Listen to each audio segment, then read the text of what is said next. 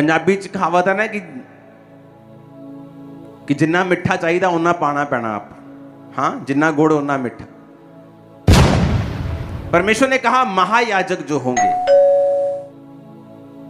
वो कभी भी करलाएंगे या रोएंगे नहीं, चाहे उनका कोई भी करीबी मर जाए।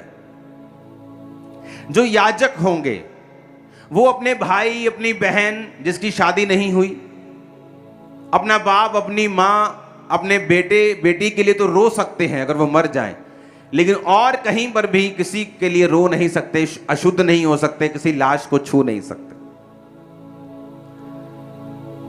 आम पब्लिक जहां जाना चाहे जा सकती है, जिसको छूना चाहे छू सकती है, रो सकती है। जिसका जितना अभिषेक था उसकी उतनी ही सैक्रिफाइस थी, उसका उतना बलिदान था जो परमेश्वर उनसे मांगता था।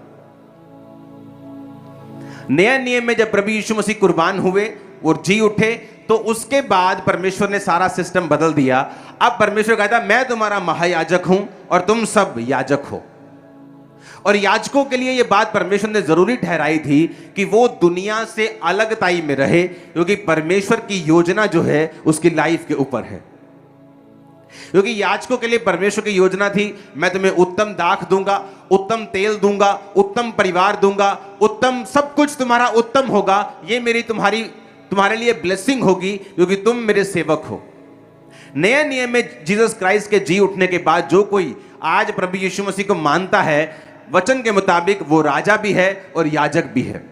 अब हम याजकों के पास नहीं जाते, आप मेरे पास नहीं आते हो पाप माफ करवाने के लिए। मैं आपको बोलता हूं यहीं से बोलो कि हे जीसस क्राइस्ट प्रभु जी मेरे पापों को माफ कर, अपने लहू से धो, तो आपके पाप शुद्ध हो जाते हैं। क्योंकि जीसस क्राइस्ट मेरा और आपका महायाजक है और हम सब याजक हैं। तो याजकों के लिए परमेश्वर ने एक योजना बनाई थी कि याजकों को मैं ब्लेस करूंगा, याजकों को सबसे उत्तम दूंगा, लोगों से उत्तम दूंगा। अगर लोग बेस्ट ले रहे हैं, उत्तम ले रहे हैं, तो 10 उत्तम लेकर उन उत्तमों में उत्तम, बेस्ट ऑफ बेस्ट जो होगा वो मैं याजकों को दूंगा। ये परमेश्वर के मन में फोटो थी, कल्पना थी, योजना थी याजकों के लिए जो उसके नाम की सेवा को करते थे। अब जब परमेश्वर आपको याजक कहता है तो वो ये भी एक्सपेक्ट करता है कि याजक जो थे वो दुनिया से अलग रहते थे, वो लोगों में घुलते और मिलते नहीं थे। जिस तरह वचन कहता है मसीह का बलियाल के साथ क्या लगाव, अंधेरे का ज्योति के साथ क्या मेल, अविश्वासी के साथ हमारा क्या मेल। पौलुस कहता है मैं ये नहीं कहता कि तुम शराबी से बात ना करो, तुम पापी से बात ना करो, तुम उसके साथ वचन शेयर ना करो। नहीं तो अगर हम किसी के साथ संगति नहीं कर सकते ऐसे लोगों के साथ, तो फिर तो जगत से हमें निकल जाना पड़ता, क्योंकि हर जगह शराबी और पापी और नशेड़ी और व्यभिचारी आपको मिल जाएंगे। लेकिन पौलुस कहता तुम इनके साथ संगति ना करो, इनके साथ यारियां ना बांधो, इनके साथ दोस्तियां ना करो, इनको वचन दो, वचन देकर इनसे फिर अलग हो जाओ। परमेश्वर ने कहा अब्राहम को मैं तुम्हारे वंश को समुद्र के रेत की तरह बनाऊंगा। समुद्र की रेत, अगर आप रेत से बर्तन को मांजते हैं तो रेत कभी गंदी नहीं होती, लेकिन बर्तन को शुद्ध कर देती है। उसी तरह परमेश्वर ने कहा तुम रेत हो, तुम अशुद्ध होने के लिए नहीं बुलाए गए हो, तुम लोगों को शुद्ध करोगे लेकिन खुद अशुद्ध नहीं होंगे, तुम खुद उनके बीच में नहीं जाओगे। क्योंकि अगर तुम्हें याजकों वाली बरकतें चाहिए तो तुम्हें याजकों के जैसी अलगताई और पवित्रताई को भी अपनाना पड़ेगा। आमीन।